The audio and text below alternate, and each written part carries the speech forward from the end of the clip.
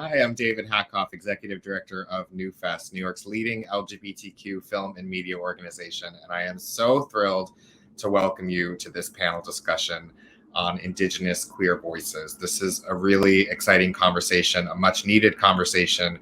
We are so delighted to partner with Yahoo on bringing you this conversation. Yahoo has been a great partner to NewFest this year, and we are so excited to have them on board.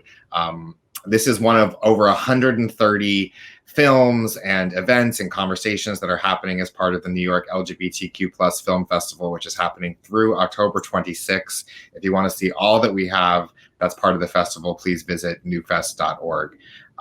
So I would like to jump in and introduce you to our moderator, Laura Clark. Laura is the deputy editor of Yahoo in the Know, and we are thrilled to have her moderating this panel. So take it away, Laura.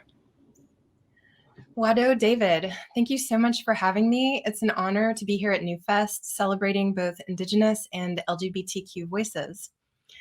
OCO, my name is Laura Clark, and as David mentioned, I'm the Deputy Editor of In the Know by Yahoo. I'm also an enrolled citizen of the Muskogee Creek and Cherokee tribes, and I would also like to acknowledge that I am joining you from the ancestral homeland of the Tongva people, otherwise known as Los Angeles. I will be moderating today's panel centering Indigenous voices and perspectives on screen, which is a partnership between NewFest and Yahoo. For a panel, I'm so excited to welcome two talented Indigenous filmmakers with us today, discussing not only their work that's appearing in the NewFest lineup, but also issues facing queer Indigenous filmmakers today. First up, we have Mary Galloway, who is an award-winning filmmaker, actor, and fierce trailblazer of mixed Cowichan and settler descent, who's paving the way for indigiqueer content creation. Galloway bravely tells stories that represent marginalized communities in a heartfelt, entertaining, and enlightening manner. Her achievements include being a TIFF Rising Star, a WFF Talent to Watch, a recipient of WIFTV's Newcomer Award, and being named to the Hollywood Reporter's list of breakouts making an impact on Hollywood. Recently, she released her web series Querencia on APTN Lumi in Canada and on Reverie TV globally, and is a recent graduate of the CFC's Directors Lab 2021. And next up, we have Thirza Cuthand of Regina, Saskatchewan, who makes short experimental videos and films about sexuality, madness, queer identity, love, and indigeneity, which have screened in festivals and galleries internationally. She completed her BFA majoring in film and video at Emily Carr University of Art and Design in 2005, and her MA in media production at Ryerson University in 2015.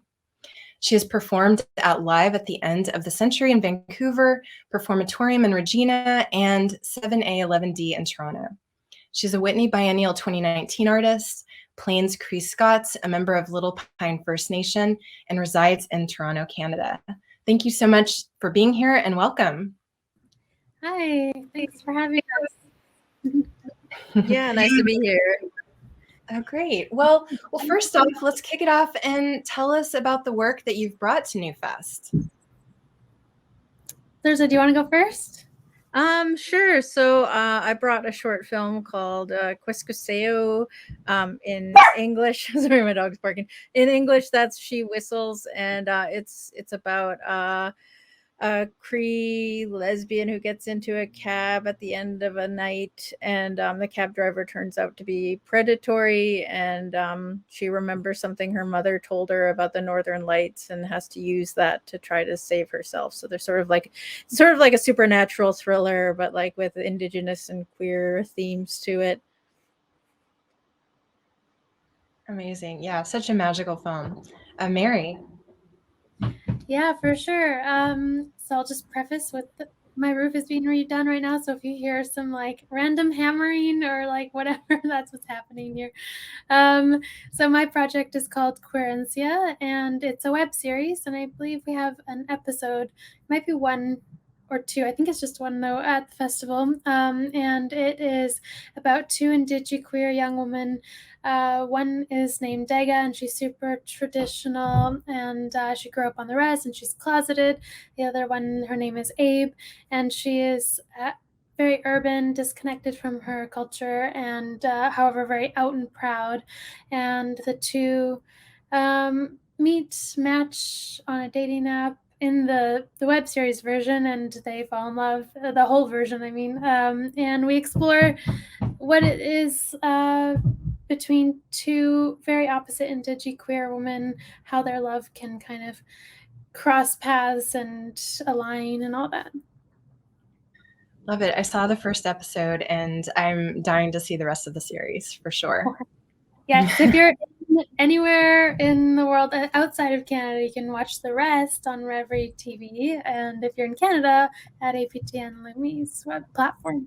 Oh, awesome. Good to know. Cool. Well, so I would like to know from both of you, why do you think it's important to share stories that visually show the intersection of Native and queer identities?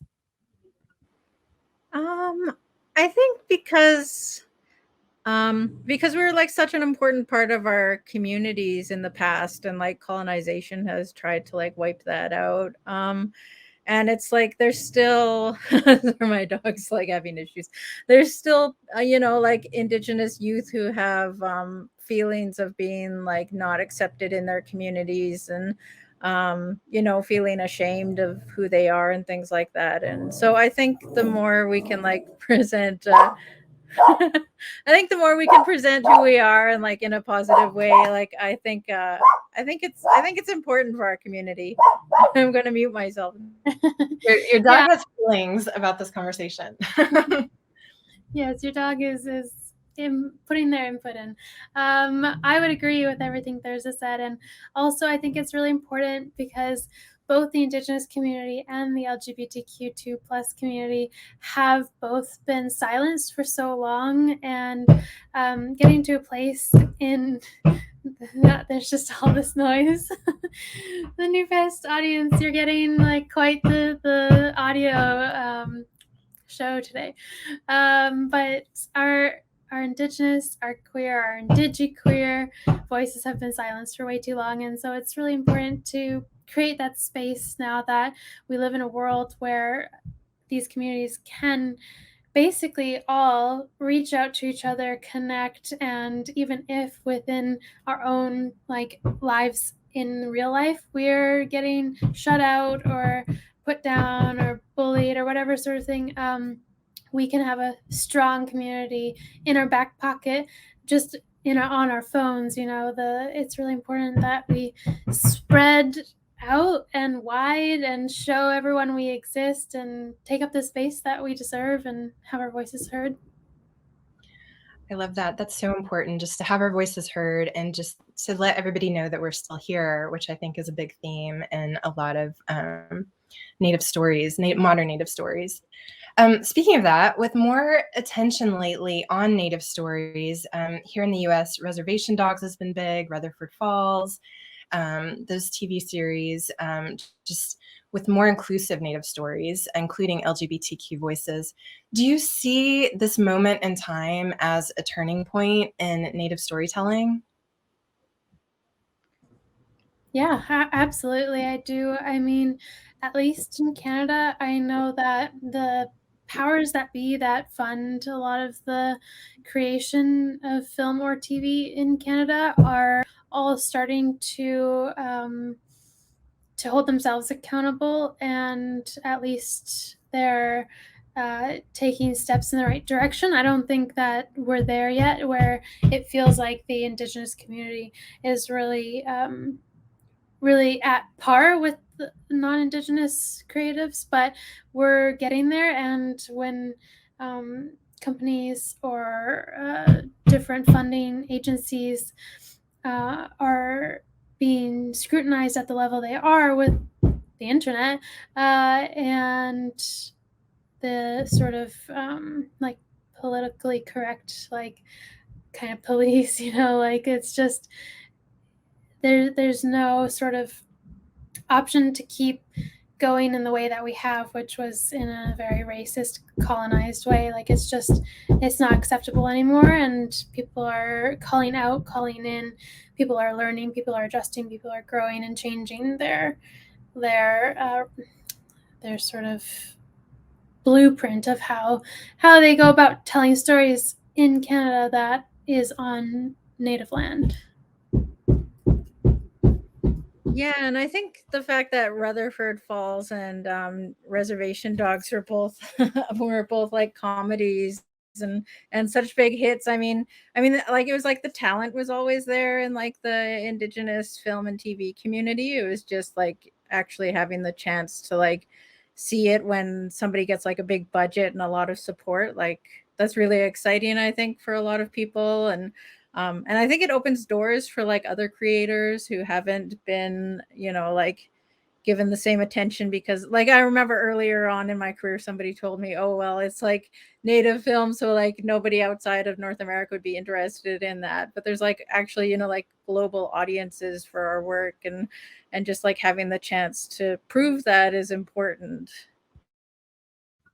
Absolutely. And yeah, I hope this is kind of like it just spreads the love among the community globally for sure. I wanted to just jump in into your specific film and web series that you brought to New Fest. Thirza, your film, She Whistles, directly touches on the topic of missing and murdered Indigenous women, which is especially timely as the spotlight shines on a media that seems to suffer from what's been called missing white woman syndrome. Do you think the impact of that is especially strong right now? I mean, I think it's been an ongoing issue that like Indigenous women who go missing don't get the same attention as like a white woman who goes missing. And I think even like I've heard so many stories of like people going to the police to try to find somebody and just being told, oh, she's probably partying and that kind of thing. And then like the film we made, me and Sarah Lease, who's my producer, like we wanted to talk about how, it's not, because people like they try to say Indigenous women, oh, they're like living high risk lifestyles, and it's like being Indigenous is like almost the high risk lifestyle just because you're Indigenous.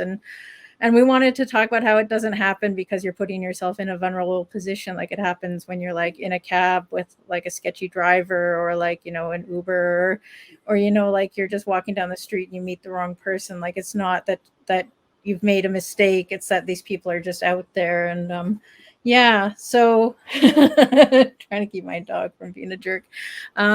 Yeah, so I mean, I think that's what our film is trying to talk about, and trying to raise, these concerns without blaming the victim. Right. Yeah, that was really powerful. And what I loved is an element that I have never seen in person, the Northern Lights, which so beautiful, at least from what I've seen in pictures and video. That adds a supernatural element that is connected with First Nations ancestors. It seems to be both scary and protective. Is that the legend? Is that the story? Yeah, I mean, the way I heard it, like, because we took like obviously some like fictional liberties in the film with the Northern Lights, but like the way I heard it was if you whistled, your ancestors would come down, and that wasn't always a good thing because they would like sometimes take you away. And in the film, like the ancestors come down, but when they come down, they like give her this like power where she can set a fire to this person who's attacking her. And so it's like the ancestors are kind of like watching and protecting her on this like scary night. And it's almost like an act of desperation when she calls on them, because it's like there's not many other options for her at that point. And yeah. Yeah. No, that was very powerful. That's amazing. Well, so Mary, in your series, you have a very different format with the web series in Querencia. You, as you mentioned when you in your intro, you're focusing on two Indigenous women who seem very different. Was it important to you to spotlight Indigenous characters from both urban and residential or more traditional settings?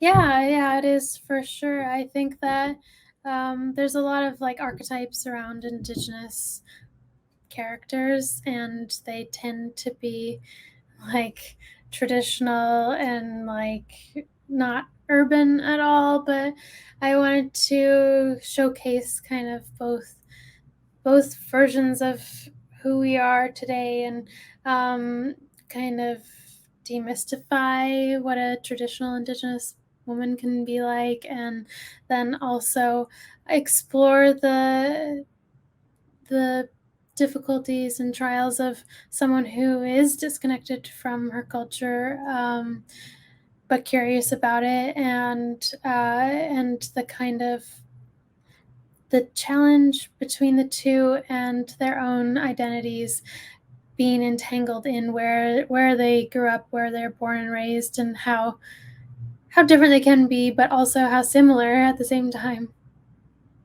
Right. And I'm so curious, were you singing in the series? Is that your voice?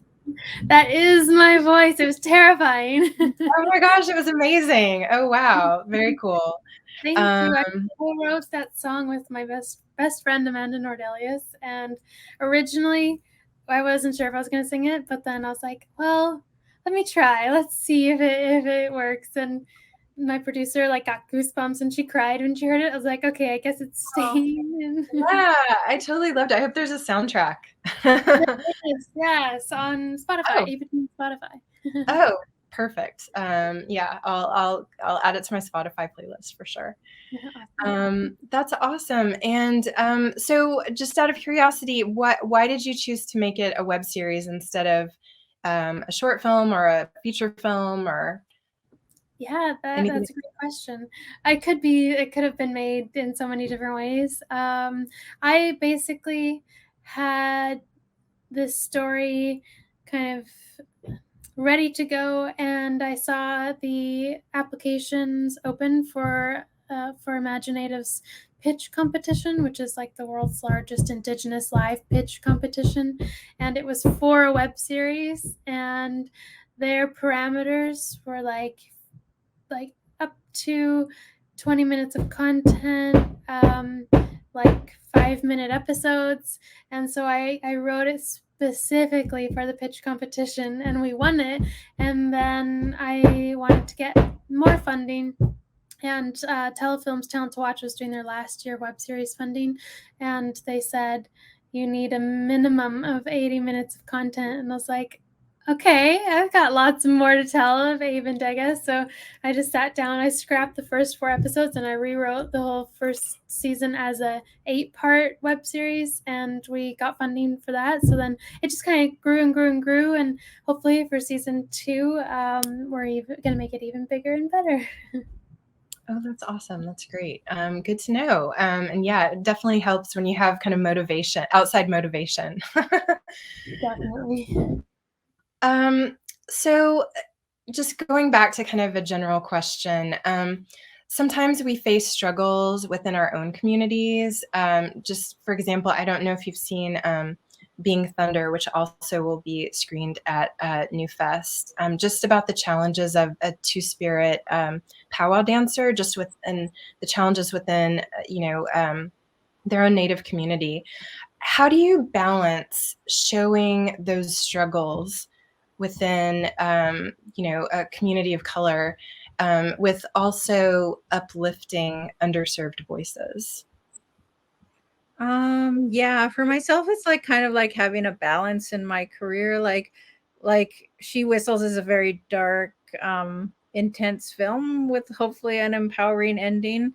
But like I've made some work that's very dark, and then other times I've made stuff that's very like comical and humorous. And I have this kind of feeling like you can't just like present trauma without kind of presenting some kind of an antidote, at least in like some other part of your career, to that trauma. So yeah, it's finding that balance for me. And because I want people to like walk away feeling hopeful. Like I don't want people to walk away feeling like, oh god, this life sucks, and like we're just like never gonna like get out of this horrible pit of oppression we're in. Like, I just, I don't want to leave people with that feeling. So yeah, it's finding a balance.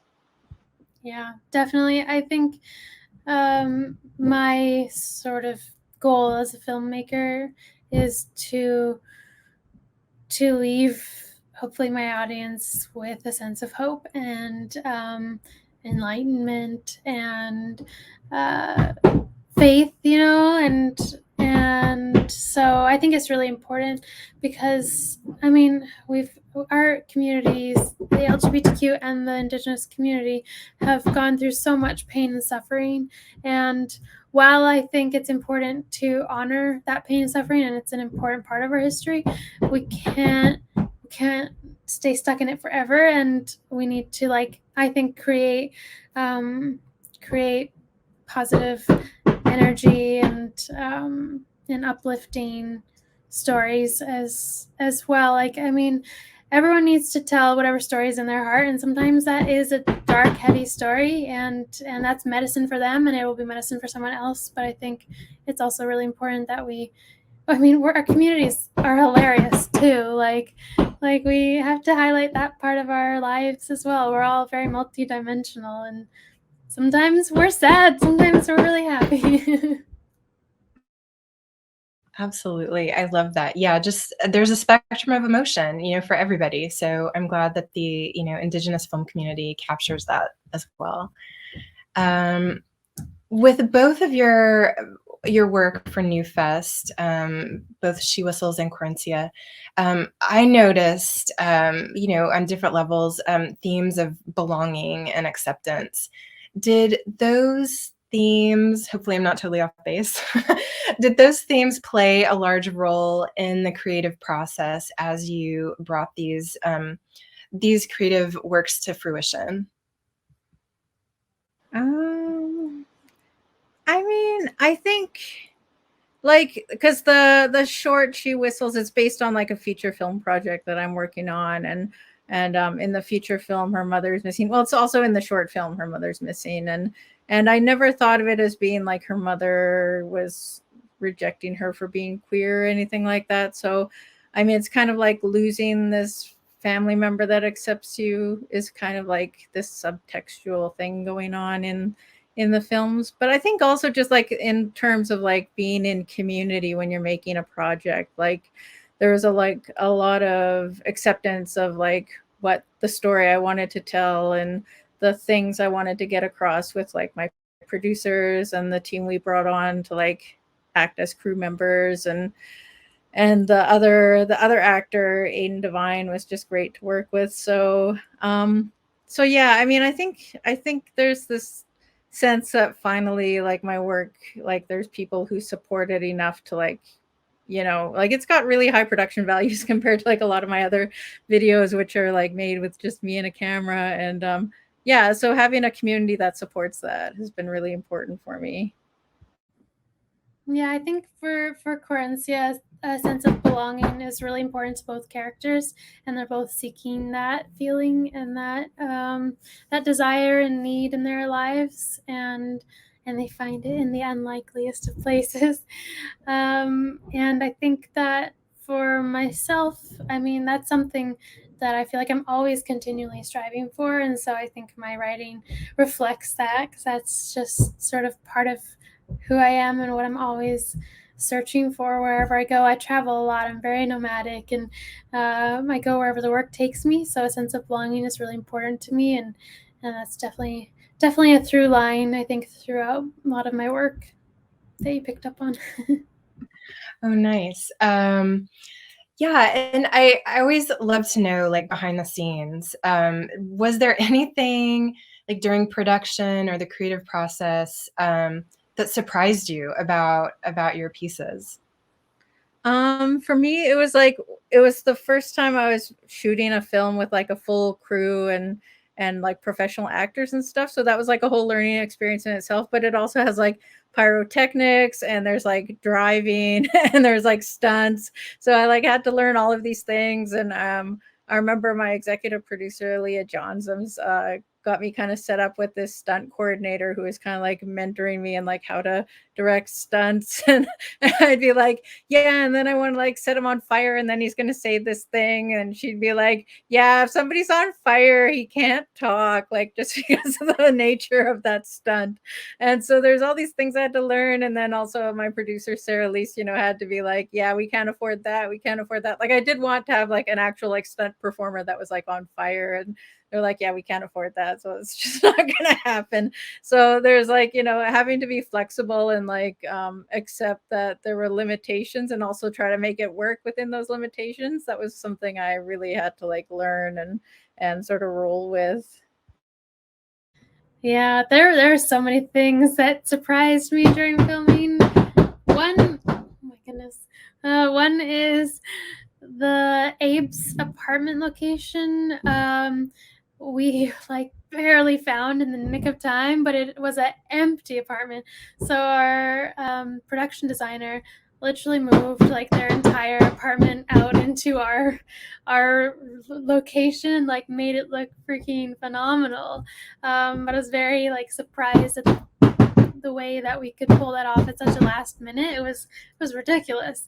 And they just really brought their A game, and everyone on the crew surprised me every day. Like we had not enough money, and we made it look, I think, very very well funded, and it was funded, but it was still ultra low budget. And so the quality of everyone's work was just always just amazing to me. And I think that's what happens when we made a point of hiring LGBTQ and BIPOC cast and crew, and like in almost every single department, every head was someone from one of those communities. And so they're passionate about telling the story, and they showed up and put in like 110%. And so there's a lot of really, really pleasant surprises in that way. I love those stories. Oh my gosh, just seeing the special effects for the fire. And I love the fire story of like, the person on fire can't talk while they're on fire. I love that. I will remember that forever. And I was thinking like the production design, I'm minimalist. So I love the decor in Deka's room. So Yes. Oh, fun fact about that location. Not so fun fact. We accidentally switched on their driveway heat thing, and so we were heating their driveway for like a week after we left, and it was like a $5,000 electric bill. Oh, no. Oh my god. I will forever and always make sure that now when I go to a location, we don't switch on someone's heated driveway. Oh no! I hate to ask who had to pay for that. Oh, it was like our petty, not our petty cash, but like our contingency fund gone. Yeah, folks always have a contingency fund. Yes, for sure. I saw your main character described as two-spirit. And I've seen lots of, like the film I mentioned, Being Thunder, before. There are multiple two-spirit films that are gaining more attention. Do you think that term is becoming better and more widely known outside of the Native community?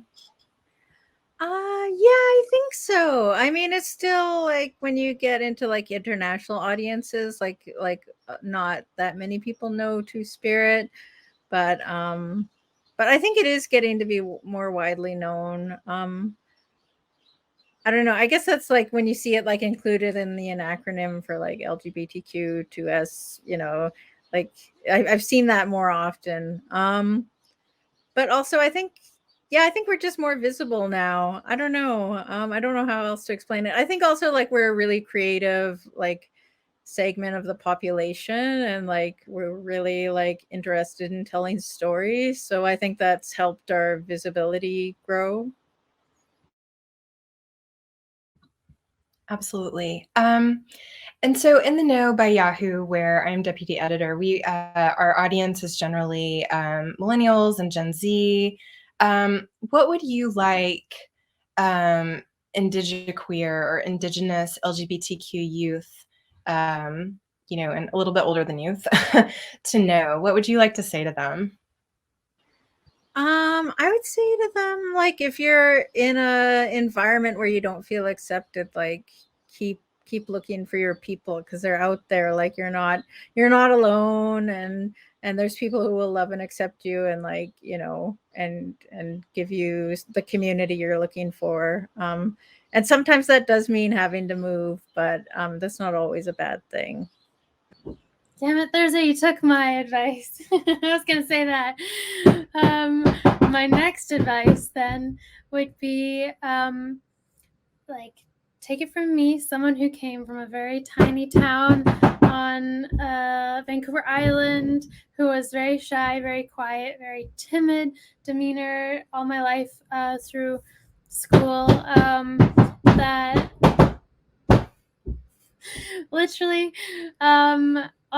any dream you have, be a filmmaker, an actor, something not at all in the film industry, it is achievable. I never thought in a million years I'd be a filmmaker and an actor, and here I am, like 11 years into it, with like over 30 credits to my name, and it just is not something I could have ever actually envisioned for myself. But like, when you put your mind to it and you put in your hard work, you can literally achieve anything you dream of. So just go for it.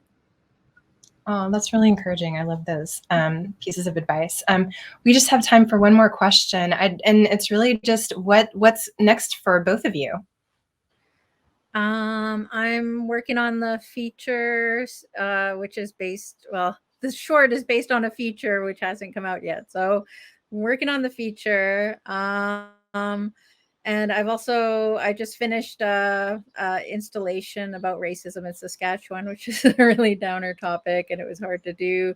I'm working on a video game right now about a lesbian vampire, which is a more fun project because it's very light and silly. And yeah, and I'm writing another script also about potash mining in Saskatchewan, but like with monsters. So it's another supernatural thriller. Those all sound amazing. I'm really curious about the lesbian vampire one. Like, yes, please. I'm working on a short film that's a proof of concept for a feature film. It's called Better at Texting, and so that will be coming out soon. And I'm director shadowing on a TV series here in Manitoba called SkyMed, and a director named Madison Thomas, and another amazing Indigenous filmmaker. And I will be writing on Tribal Season 3, which is exciting. And what else? I feel like I've got so much. Oh, Querencia in pre-development for Season 2, of course. That's amazing. So many cool things coming up. Well, thank you so much for joining us, Thirza and Mary. That's all the time we have for today. Also, a big thank you to NewFest and Reframe. It's been amazing talking to you, and hope to connect sometime in the future. Wado, have a good one. Ichka, thank you.